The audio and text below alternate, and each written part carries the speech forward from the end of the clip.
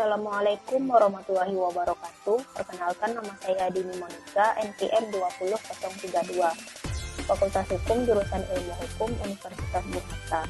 Saya ingin membahas tentang sejarah komputer. Sebelum memasuki pembahasan dari sejarah komputer, saya ingin membahas pengertian dari komputer terlebih dahulu.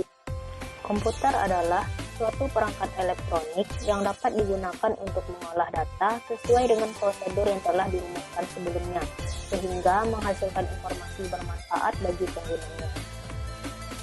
Baiklah, kita akan memasuki pembahasan komputer generasi pertama.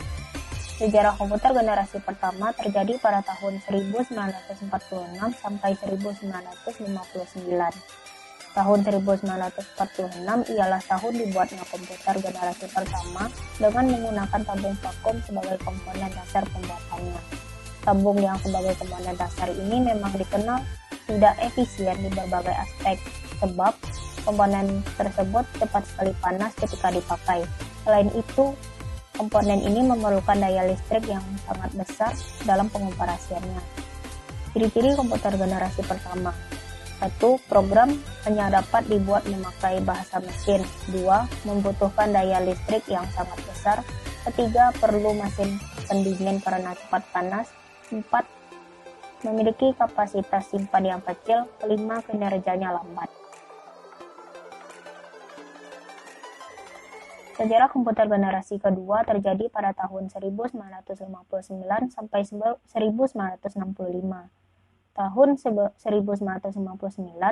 komponen untuk merancang komputer ialah teknologi transistor. Tabung komponen dasar di komputer generasi pertama telah tergantikan dengan teknologi transistor. Komponen ini dinilai jauh lebih efisien jika dibandingkan tabung vakum.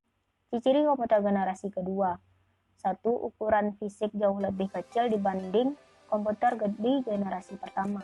2. Kinerjanya lebih cepat. 3. Daya listrik lebih kecil. 4.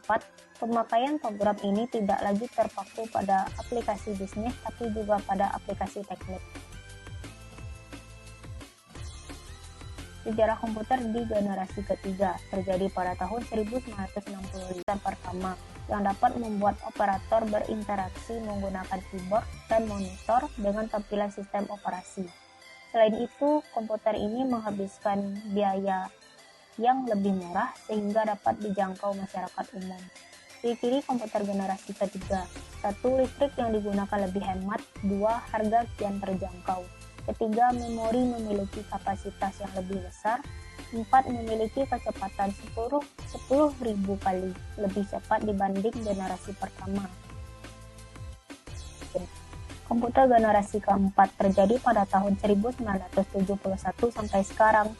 Komputer yang kita pakai pada saat ini merupakan komputer generasi keempat, di mana generasi keempat ini dibuat dengan menggunakan komponen dasar bernama mikroprosesor.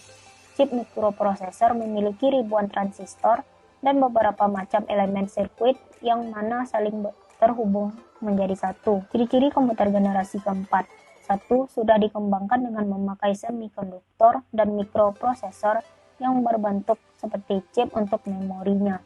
2. Dipasarkan juga pada sektor perorangan. 3. Selalu muncul komputer terbaru yang lebih efisien dan mudah dibawa kemana-mana seperti laptop. Komputer generasi kelima terjadi sekarang ke masa depan. Pada generasi kelima ini sebenarnya masih tahap pembangunan. Pembangunan komputer generasi kelima ini bertujuan untuk dapat menghasilkan perangkat komputer yang dapat merespon menggunakan bahasa yang digunakan manusia.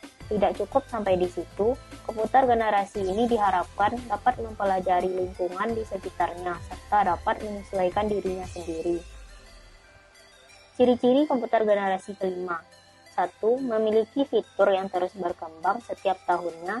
2. Semakin cepat dalam pemrosesan informasi. 3. Komputer memiliki kemampuan untuk mendengar, berbicara, melihat, dan pastinya lebih canggih lagi.